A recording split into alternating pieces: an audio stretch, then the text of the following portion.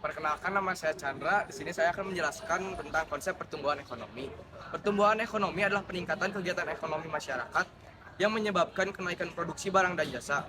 Pertumbuhan ekonomi juga ditandai dengan adanya peningkatan infrastruktur dan peningkatan kapasitas produk barang dan jasa. Yang kedua, indikator pertumbuhan ekonomi. Gross Domestic Product atau GDP dapat digunakan untuk mengetahui tingkat pertumbuhan ekonomi di sebuah negara. Untuk menghitung tingkat pertumbuhan ekonomi dapat digunakan rumus sebagai berikut. Rumusnya nanti ya. Terus income per kapita atau IPC. Laju pertumbuhan ekonomi dapat dihitung melalui pendapatan per kapita atau income per kapita. Untuk menghitungnya nanti ya rumusnya. Perkenalkan, nama saya Nisrina Salma Anissa. Saya akan menjelaskan tentang teori pertumbuhan ekonomi. Teori pertumbuhan ekonomi dibagi menjadi 4, yaitu teori pertumbuhan ekonomi klasik, teori pertumbuhan ekonomi neoklasik, teori pertumbuhan ekonomi historis, dan teori pertumbuhan ekonomi modern Kuznets. Yang pertama, teori pertumbuhan ekonomi klasik. Tokoh aliran ekonomi klasik dapat dikatakan paling populer dimulai dari Adam Smith, yang disebut sebagai Bapak Ekonomi Dunia. Kemudian David Ricardo dan Thomas Robert Malthus. Berikut penjelasan mengenai teori pertumbuhan ekonomi dari aliran klasik. Menurut Adam Smith, faktor yang memengaruhi pertumbuhan ekonomi suatu negara adalah pertambahan penduduk yang akan memperluas pasar serta mendorong spesialisasi. Munculnya spesialisasi akan meningkatkan produktivitas pekerja dan mendorong kemajuan teknologi sehingga pertumbuhan ekonomi akan meningkat. B. David Ricardo dan Thomas Robert Malthus. Pendapat Adam Smith dianggap tidak relevan oleh David Ricardo dan Thomas Robert Malthus. Menurut mereka, dalam jangka panjang perekonomian akan mencapai keadaan yang tidak berkembang sama sekali. Menurut Ricardo dan Malthus, akan menurunkan pertumbuhan ke tahap yang lebih rendah karena berlakunya the law of diminishing return atau hukum tambahan hasil yang semakin berkurang. Yang kedua, pertumbuhan ekonomi neoklasik. Teori pertumbuhan ekonomi neoklasik merupakan perluasan dari teori pertumbuhan ekonomi klasik. Tokoh dalam aliran ekonomi neoklasik yaitu Robert Solow, Joseph Schumpeter, dan Harold Domar. Berikut penjelasan mengenai teori pertumbuhan ekonomi neoklasik. Menurut Robert Solow, menggambarkan pengaruh tabungan, populasi, dan teknologi terhadap tingkat output dan pertumbuhan ekonomi. Kemudian dalam jangka panjang, tingkat tabungan dapat menentukan modal dalam proses produksi. Artinya, semakin tinggi tingkat tabungan, semakin tinggi pula modal dan output yang dihasilkan. Dan ini rumusnya. Kenalkan, nama saya Salisa Zalfa Al-Khalifi. Di sini saya akan menjelaskan tentang menurut Joseph Schumpeter. Schumpeter menjelaskan bahwa untuk meningkatkan pertumbuhan ekonomi diperlukan peran pengusaha yang membuat inovasi dalam perekonomian. Ada 3 faktor yang mempengaruhi proses inovasi dalam teori Schumpeter, yaitu yang pertama, ada pemanfaatan teknologi baru, yang kedua, ada keuntungan atau laba sebagai modal, yang ketiga, ada proses imitasi dan perusahaan yang lebih maju. Menurut Harold Domar mengemukakan bagaimana caranya suatu perekonomian tumbuh pada tahap yang tumbuh dalam jangka panjang. Menurutnya, untuk meningkatkan pertumbuhan ekonomi yang tumbuh dalam jangka panjang dilakukan pertambahan pengeluaran agregat. Rumus pertumbuhan ekonomi menurut Harold Domar adalah sebagai berikut. Nah, yang ketiga ini ada teori pertumbuhan ekonomi historis. Aliran ekonomi historis banyak berkembang di Jerman. Beberapa tokoh yang termasuk ke dalam aliran historis yaitu Friedrich List, Karl Bancher, Werner Sombart, dan Walt Whitman Rostow. Para ekonom dari aliran historis ini menyatakan bahwa pertumbuhan ekonomi terjadi secara bertahap. Berikut penjelasan mengenai teori pertumbuhan ekonomi historis. Yang pertama ini ada dari Friedrich List. Dari tahun 1789 sampai 1846. Friedrich List membagi tahapan pertumbuhan ekonomi berdasarkan kebiasaan masyarakat. hidupnya melalui tata cara produksi. Tahapan-tahapan pertumbuhan ekonomi menurut Friedrich Schmidt, tahap berburu dan mengembara. Yang kedua itu ada tahap berternak dan bertani. Yang ketiga itu ada tahap pertanian dan kerajinan. Dan yang terakhir ada tahap kerajinan, industri, dan perniagaan. Berikutnya ada dari Karl Bancher. Dari tahun 1847 sampai 1930. Karl Bancher membagi tahapan pertumbuhan ekonomi berdasarkan jarak tempuh alat pemuas kebutuhan mulai dari produsen hingga konsumen. Karl Bancher memandang masyarakat sebagai satu kesatuan rumah tangga produsen maupun rumah tangga konsumen. Berikut ini tahap pertumbuhan ekonomi menurut Karl Bancher. Yang pertama, rumah tangga tertutup. Nah, masyarakat yang masih sederhana dan masih tertutup. Pada masa ini masyarakat hanya memproduksi untuk kebutuhan rumah tangganya. Yang kedua ada rumah tangga kota. Di sini masyarakat sudah mulai terbuka. Kegiatan produksi dilakukan atas dasar pesanan dan telah dilakukan sistem barter.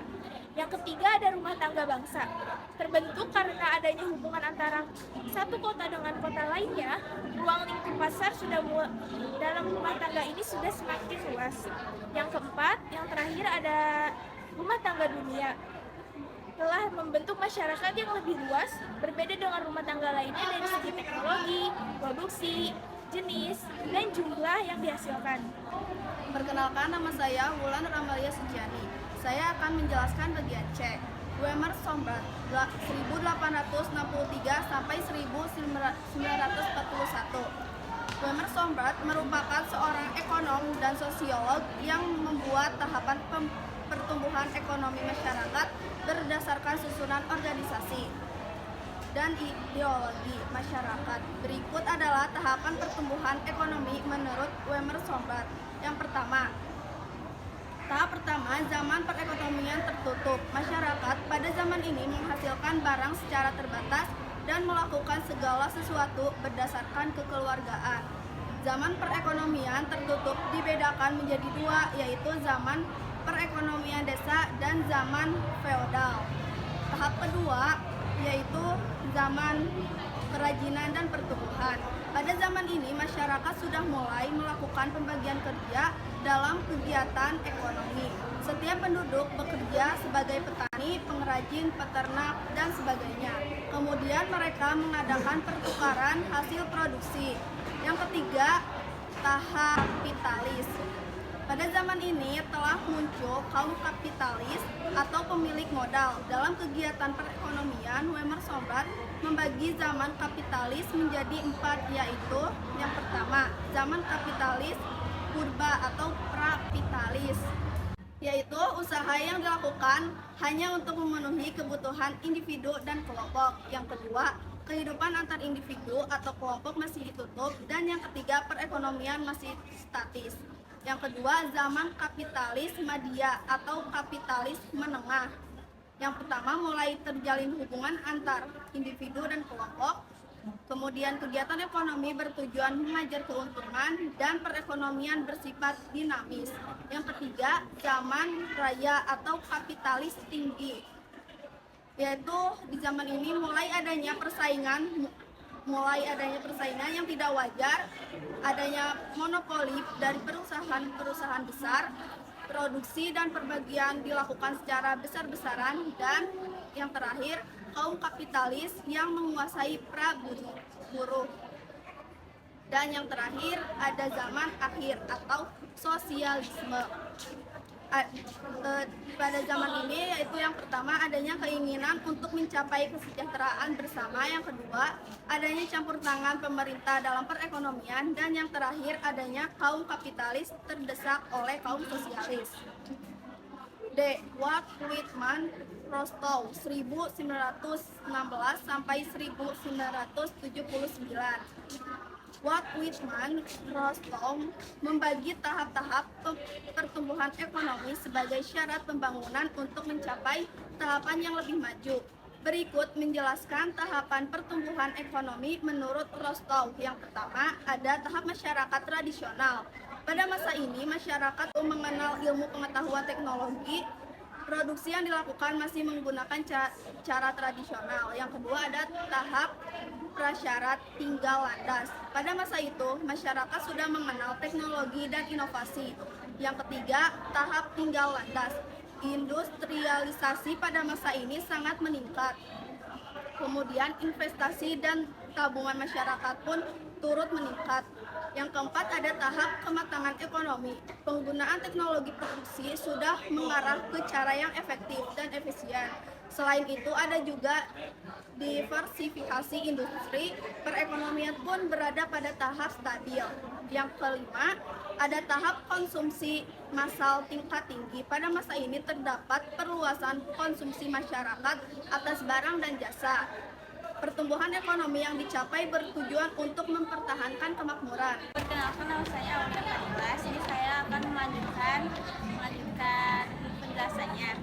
Keempat, ada teori pertumbuhan ekonomi modern Kuznets. Menurut Kuznets, pertumbuhan ekonomi merupakan kenaikan kemampuan jangka panjang suatu negara dalam menyediakan berbagai jenis barang-barang dengan jumlah yang banyak pada penduduknya. Kemampuan ini bertumbuh seiring adanya perkembangan teknologi serta penyesuaian kelembagaan dan ideologi. A. Variabel ekonomi agregatif. Tingginya tingkat tumbuhan output per kapita penduduk. Tingginya tingkat kenaikan produktivitas faktor produksi secara keseluruhan, terutama produktivitas tenaga kerja.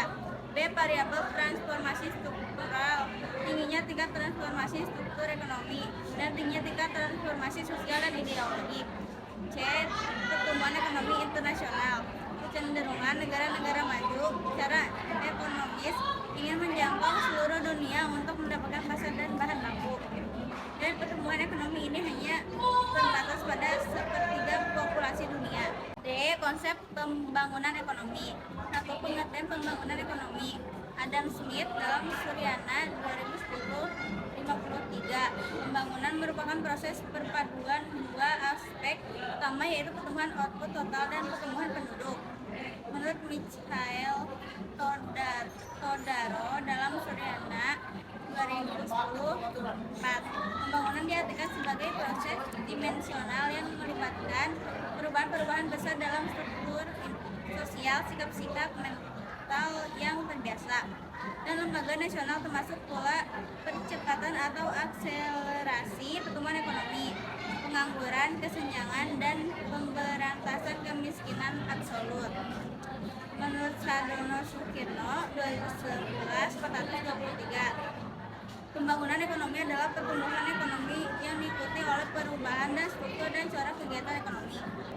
Kedua, perbedaan antara pembangunan ekonomi dan pertumbuhan ekonomi.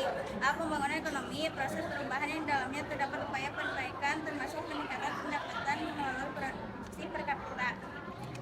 Pembangunan ekonomi sifatnya kualitatif. Pembangunan ekonomi bertujuan membangun ekonomi bertujuan untuk meningkatkan kesejahteraan masyarakat. Peningkatan GNP disertai dengan perkembangan kiptek dan adanya perubahan struktur ekonomi. Pembangunan ekonomi memperhatikan pemerataan hasil pembangunan di masyarakat. Pembangunan ekonomi selalu disertai pertumbuhan ekonomi. B. Pertumbuhan ekonomi, proses peningkatan nasional dalam jangka waktu yang panjang. Pertumbuhan ekonomi sifatnya kualitatif. Pertumbuhan ekonomi bertujuan memperlancar pembangunan ekonomi. Peningkatan GNP tidak disertai dengan perkembangan kiptek dan struktur ekonomi. Pertumbuhan ekonomi hanya memperhatikan kenaikan pendapatan, bukan pemerataan. Pertumbuhan ekonomi tidak selalu disertai oleh pembangunan ekonomi. 3. Perencanaan pembangunan ekonomi. A. Konsep perencanaan pembangunan ekonomi. Pembangunan ekonomi merupakan pekerjaan rumah yang begitu besar bagi pemerintah dalam prosesnya. Hal itu membutuhkan sebuah perencanaan yang matang agar pembangunan dapat berjalan sesuai dengan tujuan yang ingin dicapai. Dalam pembangunan ekonomi, perencanaan memiliki landasan dan proses sistematis yang mencakup seluruh aspek dalam perekonomian. 4. Keberhasilan pembangunan ekonomi.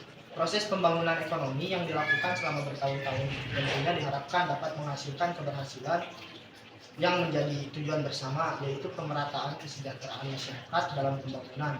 Kita akan mengetahui apa saja kemudian pakar-pakar yang mempengaruhi nilai prestasi pembangunan ekonomi. A. Indikator keberhasilan pembangunan ekonomi. Pendapatan per kapita adalah salah satu indikator pertumbuhan ekonomi baik dengan ukuran GDP maupun GDP. Struktur ekonomi, lalu ada urbanisasi dan ada angka tabungan. Ada indeks kualitas hidup, ada indeks pembangunan. Dan B. Faktor-faktor yang mempengaruhi pembangunan ekonomi, yaitu sumber daya alam, sumber daya manusia, dan pembentukan modal fisik, lalu teknologi. Lalu C. Menilai presentasi pembangunan ekonomi. Pembangunan ekonomi yang telah dicapai memerlukan sebuah penilaian dari semua ini, baik itu pemerintah maupun masyarakat yang merasakan hasil-hasil pembangunan selama ini. Prestasi tersebut diukur berdasarkan indikator dan faktor-faktor yang mempengaruhi keberhasilan pembangunan seperti pada pembahasan sebelumnya. E. Masalah dan kebijakan pembangunan ekonomi. Masalah pembangunan ekonomi yang dialami banyak negara berkembang di dunia. Masalah ini tentunya masalah pembangunan ekonomi yang dialami banyak negara berkembang di dunia diatasi dengan kebijakan yang dilakukan oleh pemerintah. Berikut ini pembahasan masalah pembangunan ekonomi negara berkembang serta kebijakan dan strategi yang dapat dilakukan. 1. Masalah pembangunan ekonomi negara berkembang, yaitu tingginya angka pertumbuhan penduduk, lalu rendahnya pembentukan modal, dan mengandalkan sektor pertanian dan ekspor bahan mentah. Lalu 2. Strategi dan kebijakan pembangunan. Ada meningkatkan kualitas pendidikan, membuat dan melaksanakan perencanaan pembangunan, lalu meningkatkan tabungan dan investasi, mengembangkan kegiatan ekonomi, menyediakan sarana dan prasarana yang menunjang pembangunan.